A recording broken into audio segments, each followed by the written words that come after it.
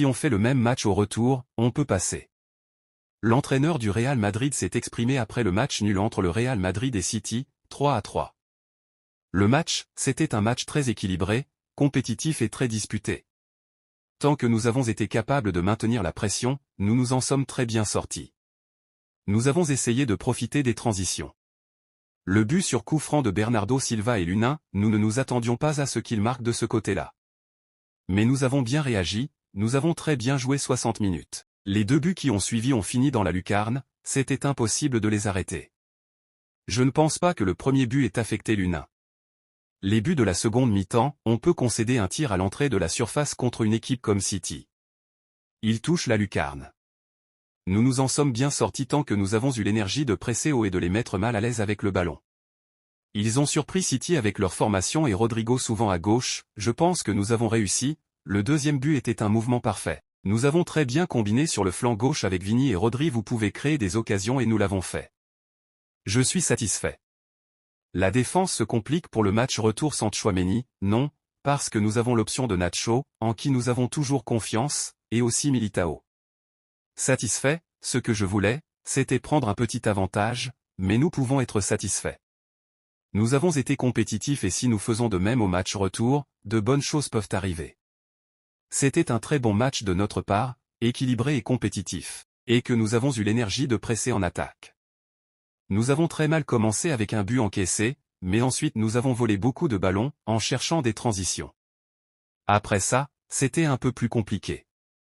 Nous avons eu l'occasion de mener 3-1, ils ont marqué 2 beaux buts et nous avons eu la volonté d'égaliser. Maintenant, nous avons un petit désavantage à jouer à l'extérieur, mais nous sommes confiants dans le fait de pouvoir répéter le match que nous avons fait ici. Pensez-vous que c'est un bon résultat? C'était un match à gagner, car nous avons eu l'occasion du 3-1, mais à 2-3, nous aurions pu aussi perdre si nous n'avions pas montré confiance nécessaire pour revenir. C'est un bon résultat pour ce que les 2 équipes ont fait. Nous avons l'idée de jouer le même match et nous verrons ce qui se passera.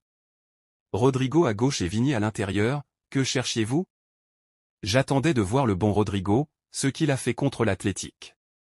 Ça ne changeait rien pour Vini de jouer un peu plus à l'intérieur. Ils se sont très bien débrouillés, ils ont travaillé dur. J'ai beaucoup aimé l'équipe, surtout son interprétation du jeu, son courage et sa personnalité. Tant que nous avons eu l'énergie de presser, nous avons très bien réussi. Ligue des Champions, les Madrilènes sont déjà en panique. Jude Bellingham face à Manchester City. Après le match nul entre le Real Madrid et Manchester City ce soir, 3-3, les Madrilènes ont plutôt peur.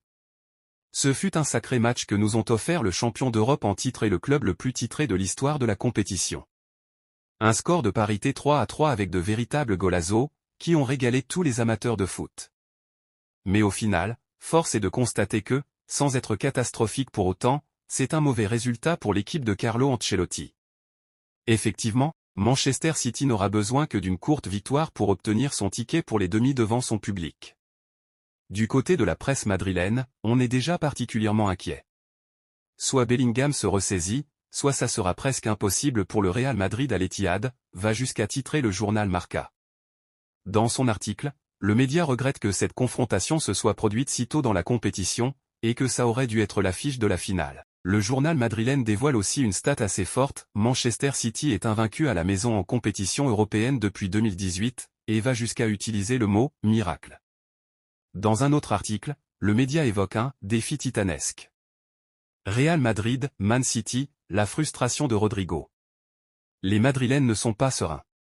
Tout se jouera à l'Etihad, où l'équipe d'Ancelotti est obligée de faire un exploit, cette fois sans l'aide magique du Bernabéu, explique de son côté l'autre gros journal de la capitale espagnole, AS. Il faut dire que de l'autre côté des Pyrénées, ce n'est pas forcément le niveau du Real Madrid qui inquiète, mais la puissance d'un Manchester City qui devrait compter sur Kevin De Bruyne au retour.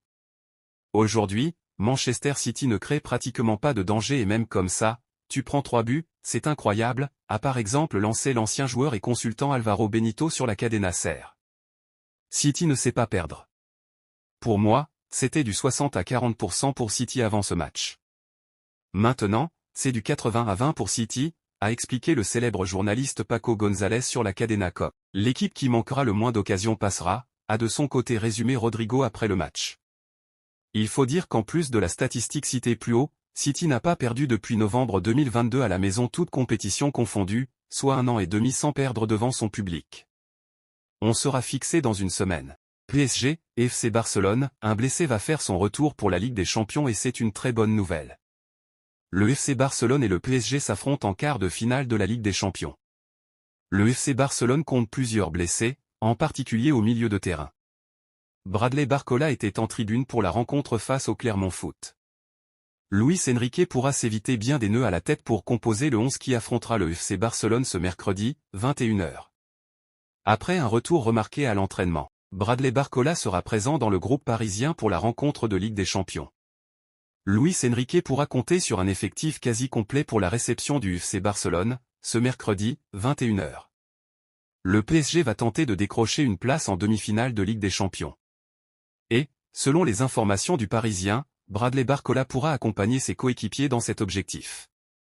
La jeune pépite française devrait bien faire partie du groupe du technicien espagnol, mais on ne sait pas encore s'il participera à la rencontre en tant que titulaire ou s'il entrera en jeu. Pour rappel, Bradley Barcola soignait une blessure à la cuisse contractée avec l'équipe de France qui prépare les Jeux Olympiques, lors de la dernière trêve internationale. Une trêve qui une fois de plus aura fait beaucoup de victimes une fois le temps des clubs revenus.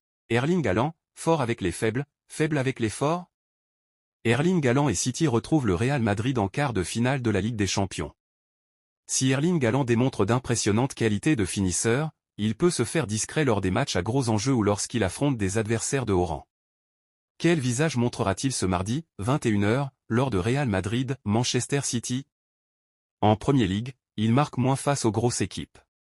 Cette année, le Cyborg continue d'accumuler les buts en championnat, mais il se montre moins performant face aux membres du top 5 où figurent, outre Manchester City, Arsenal, Liverpool, Tottenham et Aston Villa. Haaland a disputé la saison dernière, en tant que titulaire, une demi-finale de FA Cup, une demi-finale de Ligue des Champions, aller et retour, ainsi que les finales de ces deux compétitions.